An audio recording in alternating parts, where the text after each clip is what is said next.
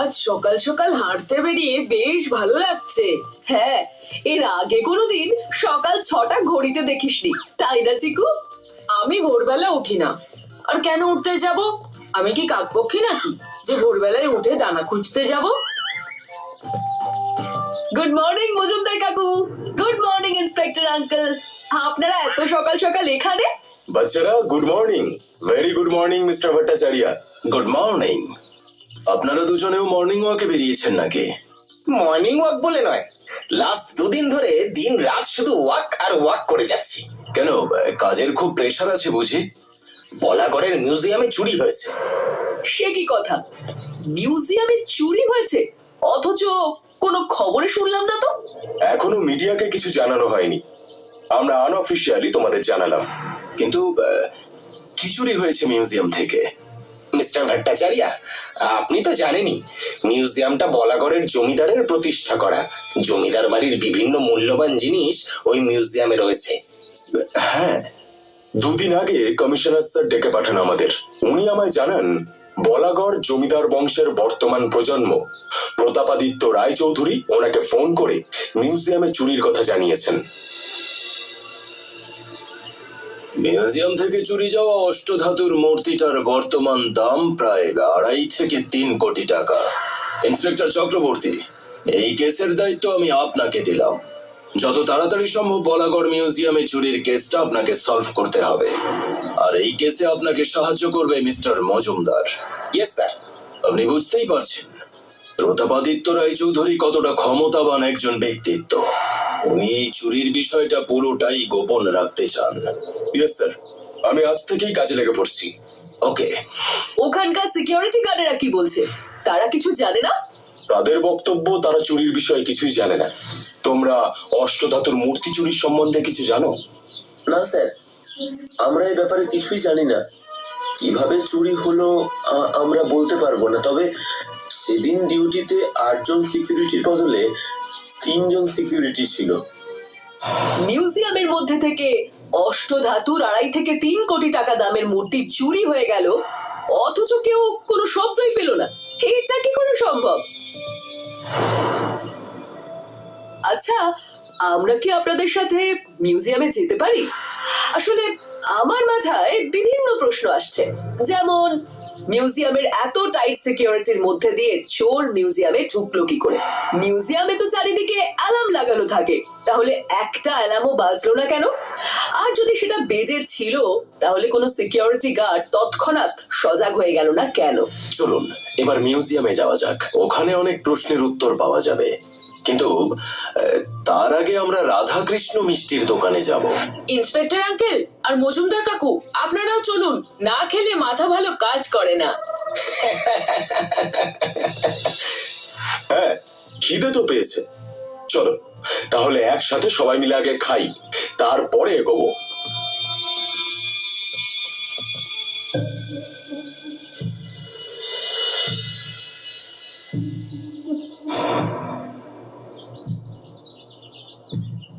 পরিচয় করিয়ে দিই, ইনি এই মিউজিয়ামের সিকিউরিটি ইনচার্জ মিস্টার বটব্যাল। নমস্কার মিস্টার বটব্যাল। বলছি যে এর আগে কোনোদিন এই মিউজিয়াম থেকে চুরি হয়েছে? না না, এটা প্রথমবার। মিউজিয়ামে সিকিউরিটির কি কি ব্যবস্থা আছে? সিসিটিভি ক্যামেরা চারিদিকে বসানো আছে। 24 ঘন্টা সিকিউরিটি গার্ডেরা পাহারায় থাকে। সিসিটিভি ক্যামেরা মনিটরিং এর জন্য বিশেষ রুমও আছে। এত কিছু ব্যবস্থা থাকা সত্ত্বেও চুরিটা কি করে হলো? আসলে আপনার ব্যবস্থায় বিরাট ফাঁক আছে। আমরা আগের দিনই জানতে পেরেছি যেখানে মিউজিয়ামের গেটের বাইরে অন্তত 8 জন সিকিউরিটি গার্ড থাকার কথা, সেখানে ডিউটিতে ছিল মোটে 3 জন। আর সিসিটিভি ক্যামেরাগুলো, ওতে কোনো ফুটেজ আসেনি? ফুটেজ আসবে কি করে? অর্ধেক সিসিটিভি তো কাজই করে না, আর যেগুলো কাজ করে সেগুলো অন্যান্য দিকে ফোকাস করে বসে আছে।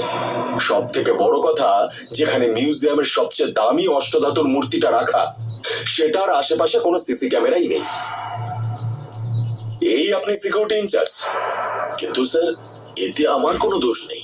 আমি রায়চৌধুরী বাবুকে এটা একবার নয় বহুবার জানিয়েছি। উনি কখনোই এটার জন্য ফান্ড রিলিজ করেননি। স্যার, আমাদের মিউজিয়ামের অষ্টধাতুর মূর্তির আশেপাশে কোনো সিসিটিভি ক্যামেরা নেই, আগেও আপনাকে জানিয়েছি। তা এই ব্যাপারে আপনি একটু দয়া করে কিছু ব্যবস্থা করুন। না না, এই মুহূর্তে এসবের প্রয়োজন নেই। কদিন আগে মিউজিয়ামের অন্য কাজে একটা ফান্ড রিলিজ হয়েছে, তাই এই মুহূর্তে আমি কিছু ভাবছি না, পরে দেখা যাবে। এই মোটে 2 মাস আগে ছাদ সারাইয়ের ফান্ড দিয়েছিলেন, বাকি জায়গায় কাজ এখনো হয়নি। আমরা এই মিউজিয়ামের চারদিকটা একটু ঘুরে দেখতে চাই, এমনকি ছাদ, সিঁড়ি সব। অনুমতি আছে? ঘুরে দেখাটা খুবই জরুরি। হ্যাঁ নিশ্চয়ই, আপনারা যখন পুলিশের সাথে এসেছেন আমি আপনাদের আটকানোর কেউ নই। ইন্সপেক্টর আঙ্কেল, আপনারাও আমাদের সাথে এলে ভালো হয়। নিশ্চয়ই, চলো চলো মজুমদার, যাওয়া যাক।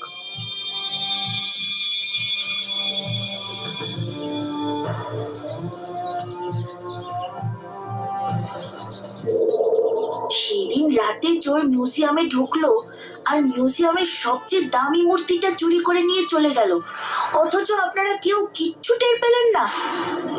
মিউজিয়ামে ঢোকার 3টে গেট আছে। সেদিন রাতে আমরা 3 জনে 3টে গেটে ডিউটি করছিলাম, কিন্তু চোর কিভাবে ঢুকলো আমরা সেটাই বুঝতে পারছি না। ডিউটি করছিলে না ঘুমাচ্ছিলে? স্যার, হয়তো একটু চোখ লেগে গিয়েছিল, কিন্তু চোর ঢুকলে ঠিক বুঝতে পারতাম।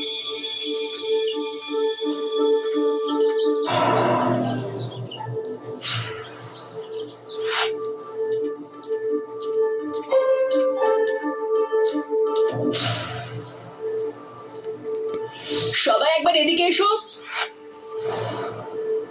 কি হয়েছে তোজো? এই দেখো, এই ভেন্টিলেটরটার গায়ে একটা সাপের চিহ্ন আঁকা আছে। এই সত্যি তো, এইটা তো আমরা আগে খেয়াল করিনি। হ্যাঁ, এখানে অন্য এতগুলো ভেন্টিলেটর আছে, কিন্তু কোথাও এরকম চিহ্ন করা নেই। সব থেকে আশ্চর্যের বিষয় হলো, এই ভেন্টিলেটরের সোজাসুজি নিচে নামলেই ওই অষ্টধাতুর মূর্তির শোকেসের কাছে পৌঁছানো যায়। তার মানে ওরা আগেও অনেকবার মিউজিয়ামে এসেছে। তারপর এই পার্টিকুলার জায়গাটা ওরা মার্ক করে গেছে, যাতে সোজাসুজি এই রাস্তা ধরে মূর্তি অব্দি পৌঁছানো যায়। সেটা না হয় বুঝলাম, কিন্তু মিউজিয়ামের ছাদে ওঠার অনুমতি কারণ নেই। তাহলে এই চিহ্নটা ওরা বানালো কখন? মনে করুন 2 মাস আগে ছাদে রাজমিস্ত্রির কাজে লেগেছিল। হতেই পারে সেই মিস্ত্রিদের মধ্যেই চোর লুকিয়েছিল। ঠিকানা বলা মুশকিল। এই বড় রাস্তার মুখে সকালবেলায় বেশ কিছু মিস্ত্রি জড়ো হয়, সেখান থেকেই আমরা গোটা 20 মিস্ত্রিকে ডেকেছিলাম। তাদের কোনো সেটাও বন্ধ হয়ে গেল। ইন্সপেক্টর চক্রবর্তী, একবার মোড়ের মাথায় খোঁজ নিয়ে দেখবেন কোনো মিস্ত্রি মিউজিয়ামের কাজ করতে এসেছিল কিনা। চোর কিন্তু ভালো আঁকতে পারে, তাই যদি 20 জন মিস্ত্রির খোঁজ পাওয়া যায়, তাহলে তার মধ্যে যে বা যারা ভালো আঁকতে পারে তাদের ফিল্টার করবেন। হ্যাঁ, এটা খুব ভালো পয়েন্ট বলেছো।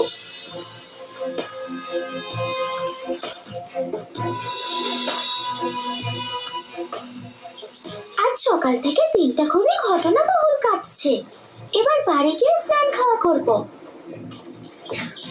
কাশি মামা, এই দেখো, এই বিল্ডিং এর গেটে যে সিসিটিভি ক্যামেরাগুলো লাগানো আছে, সেগুলো সোজার ফুটেজগুলো পাই, তাহলে অন্তত এটা বুঝতে পারবো চোর পেছন দিক দিয়ে ঢুকেছিল কিনা। আমি দেখেছিলাম মিউজিয়ামের পিছন দিক থেকে একটা ভাঙা লোহার সিঁড়ি আছে, যেটা সম্ভবত মিউজিয়ামের ছাদ অব্দি যায়।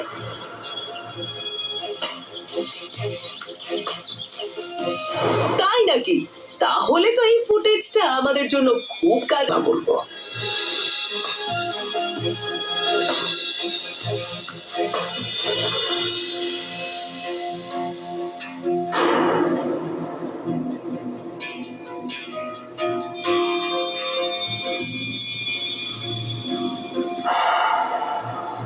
দিকেই গেল, তাও তখন রাত 2টো বাজছিল, আর বাইকে 2জনই কালো চাদর মুড়ি দিয়ে বসেছিল। আমার মনে হয় এরাই তারা। কিন্তু বাইকটার নাম্বার প্লেটই তো নেই, ধরবো কি করে? সেক্ষেত্রে একটা কাজ করা যেতে পারে। এই কোম্পানির ডিলারের সঙ্গে কথা বলে আপনি একটা লিস্ট পেতে পারেন যে বলাগড়ে এই মডেলের লাল রঙের বাইক কাদের কাদের কাছে রয়েছে। ইয়েস মিস্টার ভট্টাচার্য, এটা করা যেতে পারে।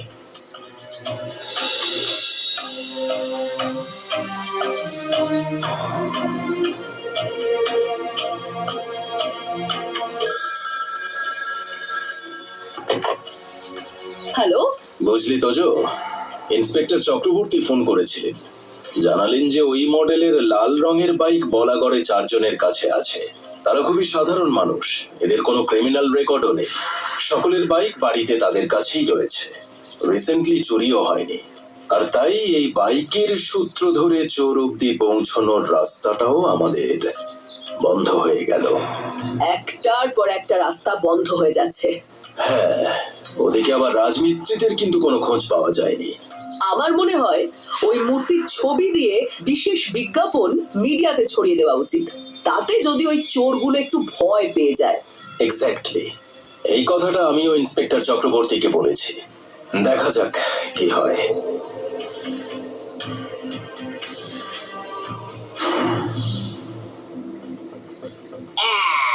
এইবার এই অষ্টধাতুর মূর্তিটা নিয়ে চোরা বাজারে যেতে হবে, ভালো দাম পাবো মূর্তিটার, তারপর অ্যাশ করব।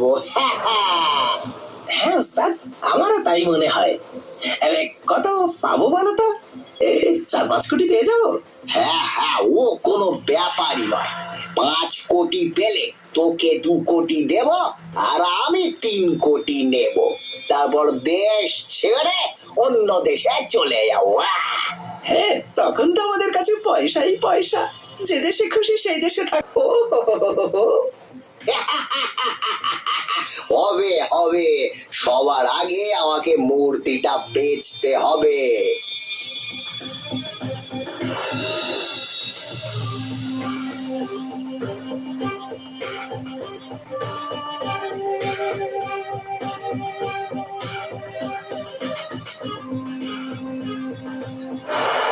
কি বলছো? কত কোটি? 4 থেকে 5 কোটি?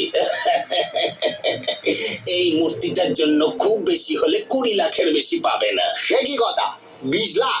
ছাড়ুন ছাড়ুন, এই মূর্তি আপনার কাছে বেচবো না। আরে, এটা ওই মিউজিয়াম থেকে চুরি যাওয়া মূর্তি না? কি বকওয়াস করছে না? হ্যাঁ, এই মূর্তির ছবি তো একটানা নিউজ চ্যানেলে দেখাচ্ছে।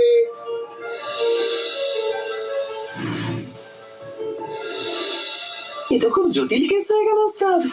মূর্তি চুরির কেসটা এবার নিউজ চ্যানেলেও দেখাচ্ছে তো? না না, ফিকার করিস না, এই মার্কেটে মূর্তিটা বেচতে পারবো না তো কি হয়েছে, আমি কোনো আরবি শেখের কাছে মূর্তিটা বেচে দেব। কিন্তু আরবি শেখের রেফারেন্স আমরা কোত্থেকে পাবো? পাবো। পুলিশ তোমাদের